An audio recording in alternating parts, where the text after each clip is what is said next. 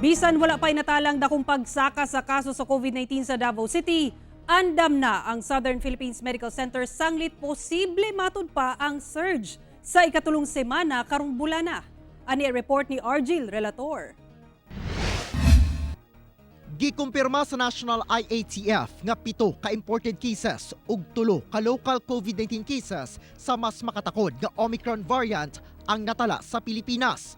Sa 3, 2 niini ang taga Bicol Region ug usa sa Metro Manila. Busa, gipailawom na sa mas hugot nga Alert Level 3 status ang NCR hangtod January 15. Sumala ni Health Secretary Francisco Duque III, luyo sa ipatumang mas hugot nga quarantine status sa NCR. Dili buot pasabot nga isa ka sa mga alert level sa laing lugar sa nasud kay dunay basihan ang DOH kalabot niini. Hinoon ang Southern Philippines Medical Center nga primary COVID-19 hospital sa Davao City. Andam kun ugaling magka-surge na sab sa COVID-19 cases sa syudad. Posibleng i-recall ang mga medical staff nga nagbantay sa mga isolation ward inig-abli balik sa mga pasilidad alang sa COVID-19 patients.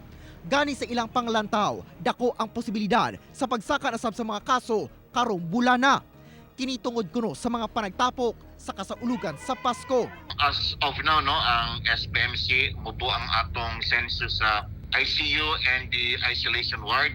Pero kana lang, yun na ang prediction even last year, basig mo surge ka mo increase by third week onward of January. Ang Davao City LGU giandam na ang mga temporary treatment and monitoring facilities sa posibleng pagdaghan na sab sa mga kaso sa COVID-19.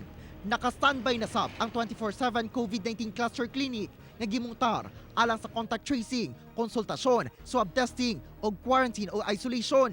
Gina-assume nato may nga Delta plus Omicron na siya ang ato ang sunod na surge. Although wala pa tayo reported na Omicron case diri sa ato ang syudad.